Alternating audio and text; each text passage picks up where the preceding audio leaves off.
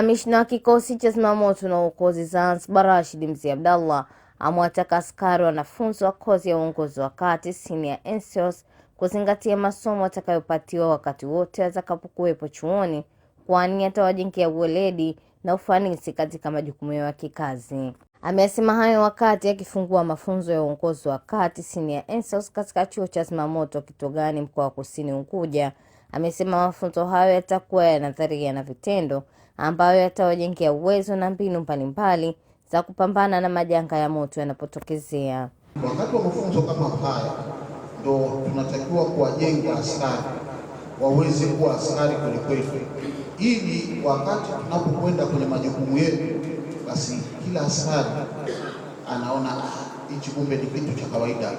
Tunataka sasa kila mmoja ajue majukumu ya uzimaji moto kwa undani. Tawaambia ni kwa sababu gani.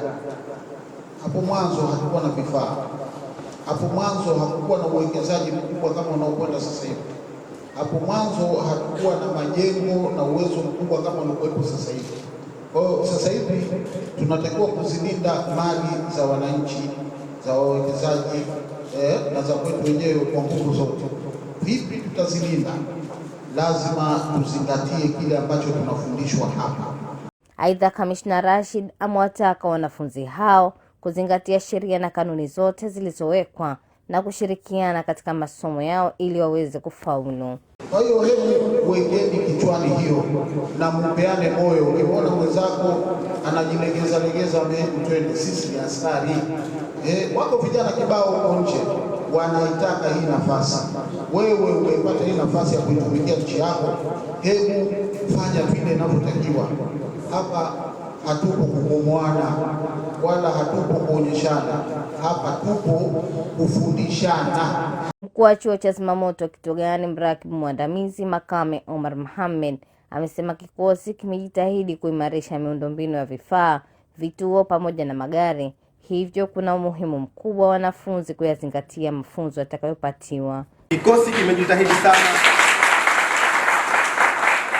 katika kuboresha miundombinu mbalimbali ya vifaa, vituo pamoja na magari.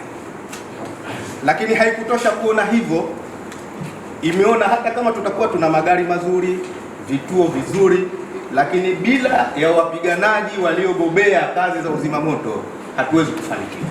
Na ndio maana wanafunzi hao waliopo mbele yako umewaleta hapa kwa ajili ya kuja kujifunza masuala mazima ya maokozi ambayo yataleta faraja ndani ya taifa letu. Mafunzo hayo yanatarajiwa kuendeshwa kwa muda wa miezi 4.